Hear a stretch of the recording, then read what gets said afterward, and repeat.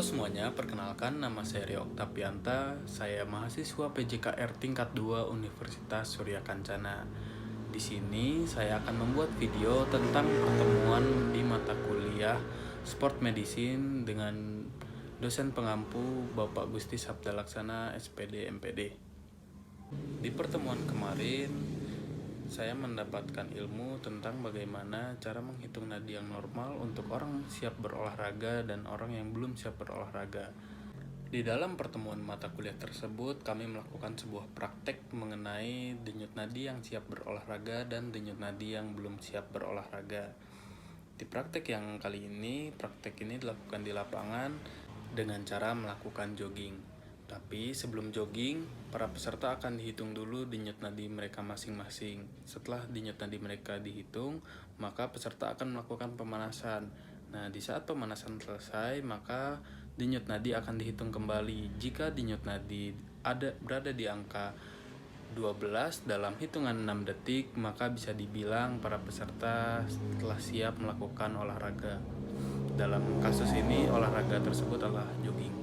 Jika peserta belum mencapai hitungan 12 kali denyut nadi dalam hitungan 6 detik, maka pemanasan bisa diulang untuk mencapai hitungan tersebut.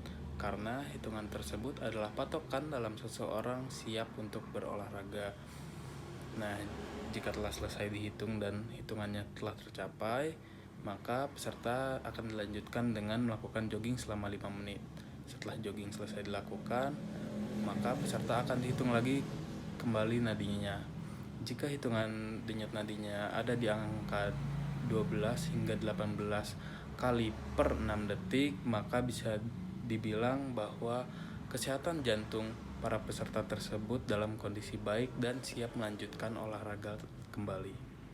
Nah, seperti denyut nadi ini mungkin terlihat sepele dan tidak perlu diperhatikan, tapi nyatanya hal ini sangatlah penting dan harus kita perhatikan dalam berolahraga. Mengingat juga kita sebagai mahasiswa olahraga, kita harus mengetahui kerja jantung kita dalam berolahraga.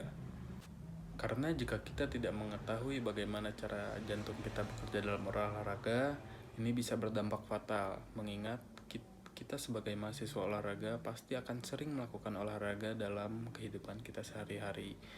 Jika terdapat cara kerja jantung kita yang kurang normal, kita bisa mengetahuinya terlebih dahulu dan menyiapkan planning untuk mencapai kesehatan jantung yang lebih optimal. Di pertemuan mata kuliah ini juga saya mendapatkan ilmu tentang postur manusia yang berpengaruh terhadap lari manusia tersebut. Contohnya seperti jika seseorang memiliki lutut yang saling bergesekan atau bisa kita sebut bilang postur X, itu akan mempengaruhi daripada lari orang tersebut. Mungkin cukup sekian review materi pertemuan kemarin yang bisa saya sampaikan pada video ini. Kurang lebihnya mohon dimaafkan dan terima kasih. Assalamualaikum warahmatullahi wabarakatuh. Izin memperkenalkan diri, nama saya Maharaputra dari Fakultas Keguruan dan Ilmu Pendidikan. Saya di sini mengambil program studi Pendidikan Jasmani, Kesehatan dan Rekreasi. Di sini saya akan menjelaskan tentang tugas dari Pak Bagus, di mana dijelaskan di dalamnya itu bagaimana kondisi tubuh atlet pada saat sebelum melakukan latihan dan sesudah melakukan latihan.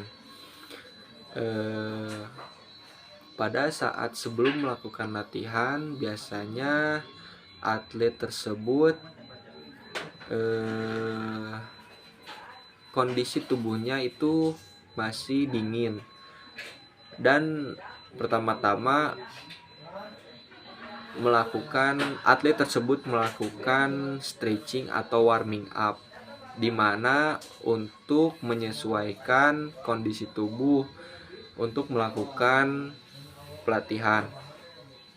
Nah, sebelum melakukan pelatihan dan sesudah melakukan stretching, denyut nadi dihitung per 6 detik, di mana kemarin 6 detik itu saya mendapatkan 12 denyut nadi. 12 denyut nadi per 6 detik itu atlet tersebut siap untuk melakukan pelatihan. Nah, kemarin sampel tersebut melakukan lari selama 5 menit, dan sesudah lari 5 menit denyut nadi dihitung kembali. Saya menghasilkan denyut nadi per 6 detik itu 15. Dan untuk menghitung kekuatan yang saya gunakan pada saat latihan tersebut, rumusnya 220 dikurangi umur saya. Umur saya 22 tahun. 220 dikurangi umur saya menjadi 198. Itu denyut nadi 100% kekuatan saya yang digunakan. Sesudah lari 5 menit, saya menghitung denyut nadi per 6 detik itu 15 denyut nadi. Dihitung per 1 menit itu per 10 detik saya mendapatkan 150 denyut nadi.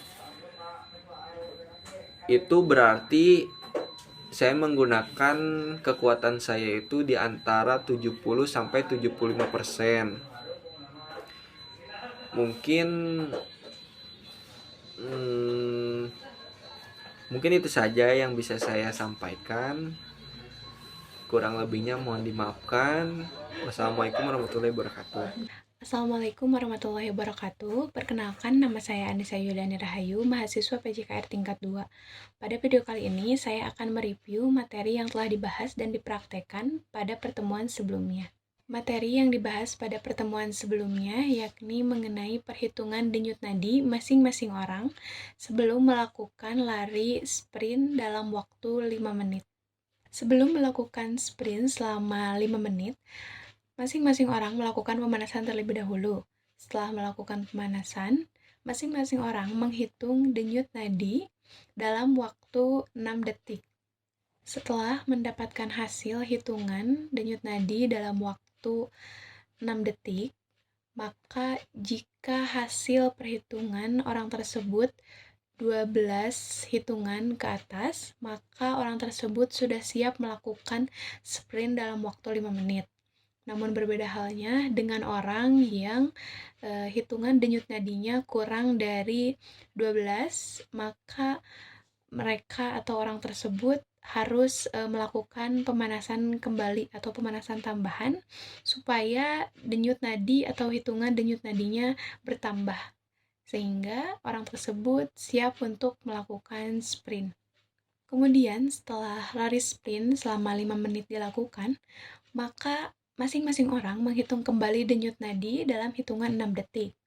Kemudian masing-masing orang melihat perbandingan atau perbedaan hitungan denyut nadi setelah melakukan pemanasan dan hitungan denyut nadi setelah melakukan sprint dalam waktu 5 menit. Selanjutnya, setelah mengetahui hasil perhitungan denyut nadi yang dilakukan selama 6 detik setelah melakukan sprint dalam waktu 5 menit, maka orang tersebut menghitung dengan perhitungan 220 dikurangi dengan usia orang tersebut, sehingga hasil dari perhitungan tersebut itu adalah hasil maksimal denyut nadi yang dimiliki orang tersebut. Kemudian pembahasan selanjutnya yaitu mengenai postur tubuh yang dimiliki oleh masing-masing orang, yang merupakan salah satu faktor yang berpengaruh pada saat proses lari. Untuk melihat posisi atau postur tubuh yang dimiliki oleh seseorang, maka kita bisa menggunakan cara seperti pada gambar berikut ini.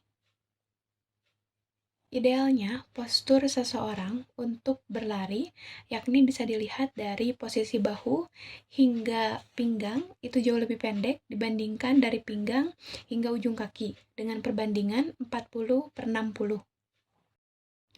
Baik, untuk yang terakhir yang menjadi pengaruh seseorang dalam berlari yakni kondisi kaki. Tentunya, kondisi kaki yang dimiliki masing-masing orang itu berbeda. Ada yang berbentuk O, ada yang berbentuk X, bahkan ada yang berbentuk lurus. Sehingga, kondisi kaki ini dapat mempengaruhi cepat lambatnya seseorang dalam berlari. Baik, itulah hasil review dari saya mengenai materi yang sebelumnya sudah dijelaskan. Mohon maaf bila ada kesalahan. Terima kasih atas perhatiannya. Wassalamualaikum warahmatullahi wabarakatuh.